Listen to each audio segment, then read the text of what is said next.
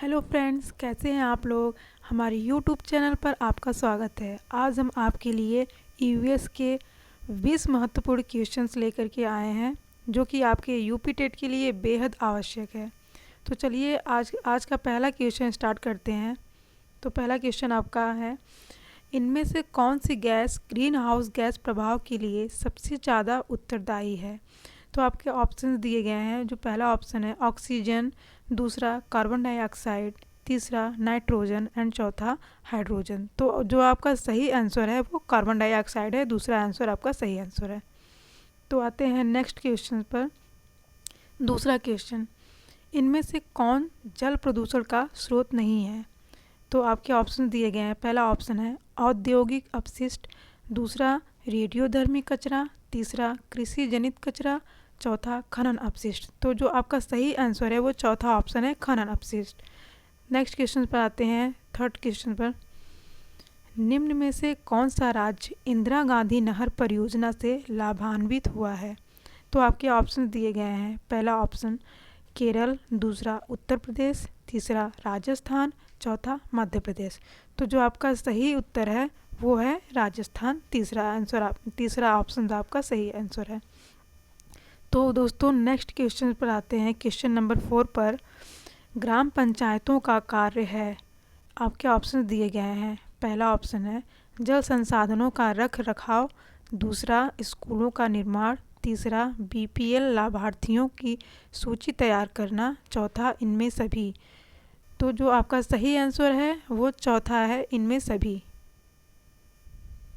आते हैं नेक्स्ट। तो आपका अगला क्वेश्चन है, पांचवें पर आते हैं। जल प्रदूषण अथवा जल जनित रोगों का एक उदाहरण निम्न में से कौन सा है। आपके ऑप्शंस दिए गए हैं। पहला है डिप्थीरिया, दूसरा टांसिलाइटिस, तीसरा अतिसार, चौथा खसरा। तो जो आपका सही आंसर है वो तीसरा है, अतिसार।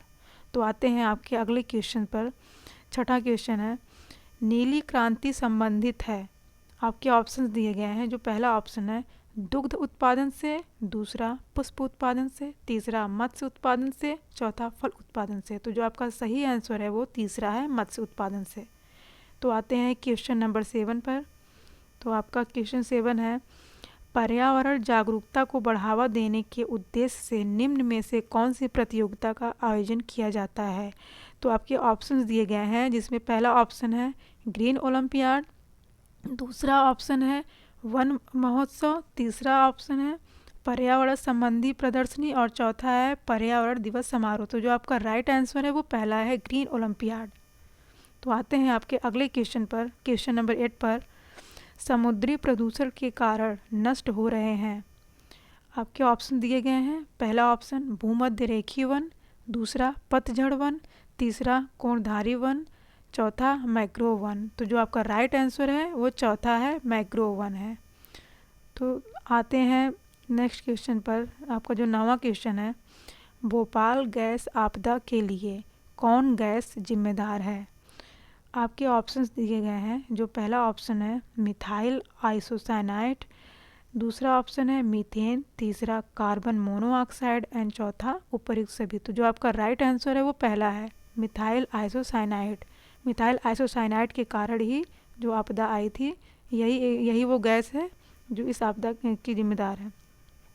तो आते हैं आपके अगले क्वेश्चन पर। क्वेश्चन नंबर 10 पर, मानव निर्मित या मानव जनित आपदा का उदाहरण है। पहला जो ऑप्शन है भूकंप, दूसरा सुनामी, तीसरा रासायनिक आपदा, चौथा भूस्खलन। तो जो आपका सही आंसर है वो तीसरा है, रासायनिक आपदा। तो आपका अगला क्वेश्चन है क्वेश्चन नंबर 11, इनमें से विश्व का सबसे ऊंचा पठार कौन सा है। तो आपके ऑप्शंस दिए गए हैं, जिसमें पहला ऑप्शन है दक्कन का पठार, दूसरा मालवा का पठार, तीसरा छोटा नागपुर का पठार और चौथा तिब्बत का पठार। तो जो आपका राइट आंसर है वो तिब्बत का पठार है। तिब्बत का पठार ही सबसे ऊंचा पठार है, विश्व का ऊंचा पठार। तो आपके नेक्स्ट क्वेश्चन पर आते हैं। क्वेश्चन नंबर 12, पृथ्वी का जुड़वा ग्रह किसे कहा जाता है। तो ऑप्शन नंबर फर्स्ट जो है वो बृहस्पति है, सेकंड शनि, थर्ड जो है वो शुक्र है और जो फोर्थ है वो मंगल है। तो जो आपका जो राइट आंसर है वो तीसरा है, शुक्र जो है वही पृथ्वी का जुड़वा ग्रह है। इसकी माप और आकार पृथ्वी से बहुत हद तक मिलती जुलती है और जो इसकी संरचना है काफ़ी हद तक समान रहती है, जिसकी वजह से इसे पृथ्वी का जुड़वा ग्रह कहा जाता है। तो आते हैं आपके नेक्स्ट क्वेश्चन पर, जो क्वेश्चन नंबर 13 है। स्वर्णिम रेशा इनमें से किसे कहा जाता है?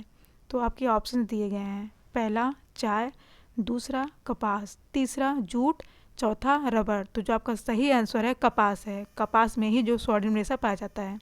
तो आते हैं आपके अगले क्वेश्चन पर, क्वेश्चन नंबर 14।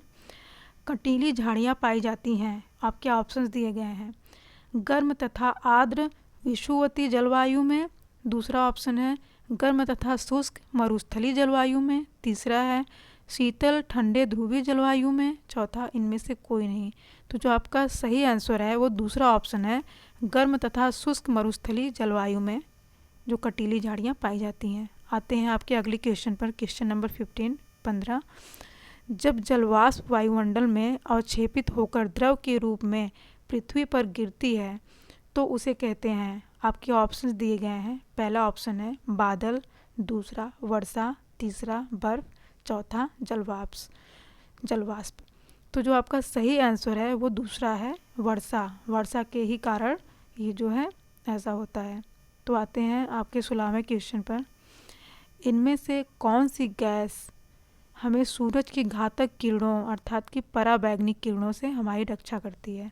तो आपके ऑप्शन दिए गए हैं, कार्बन डाइऑक्साइड पहला ऑप्शन है, दूसरा है नाइट्रोजन, तीसरा है ओजोन, चौथा है ऑक्सीजन। तो जो आपका सही आंसर है वो है ओजोन। जो ओजोन लेयर है वो हमें सूरज की घातक किरणों से, पराबैंगनी किरणों से बचाती है। और जो ओजोन लेयर होता है वो समताप मंडल में पाया जाता है, यानी इसे इंग्लिश में स्ट्रेटोस्फीयर कहते हैं। तो आते हैं आपके अगले क्वेश्चन पर, क्वेश्चन नंबर 17। पर्यावरण शिक्षा का उद्देश्य है, आपके ऑप्शन दिए गए हैं, जो पहला है पर्यावरण की सुरक्षा तथा संरक्षण, दूसरा है पर्यावरण के संसाधनों का अधिकतम उपयोग, तीसरा है पर्यावरण के संसाधनों का न्यूनतम उपयोग, चौथा है इनमें से कोई नहीं। तो जो आपका राइट आंसर है वो पहला ऑप्शन है, पर्यावरण की सुरक्षा तथा संरक्षण। तो आते हैं आपके अगले क्वेश्चन पर, क्वेश्चन नंबर 18वां क्वेश्चन है। सर्वाधिक जैव विविधता पाई जाती है, आपके ऑप्शंस हैं, पहला शांत घाटी में, दूसरा सुरमा घाटी में, तीसरा फूलों की घाटी में, चौथा दोरांग घाटी में। तो जो आपका राइट आंसर है वो पहला ऑप्शन है, शांत घाटी में। शांत घाटी में पाई जाती है और जो कि केरल में स्थित है। तो आते हैं आपके अगले क्वेश्चन पर, 19वें क्वेश्चन पर आते हैं। अम्लीय वर्षा संबंधित है, जो आपके ऑप्शन दिए गए हैं, पहला है एसिटिक एसिड से, दूसरा सल्फ्यूरिक एसिड से, तीसरा हाइड्रोक्लोरिक एसिड से, चौथा बोरिक एसिड अर्थात बोरिक अम्ल। तो जो आपका सही आंसर है वो आपका दूसरा है, सल्फ्यूरिक एसिड। सल्फ्यूरिक एसिड से ही अम्लीय वर्षा होती है।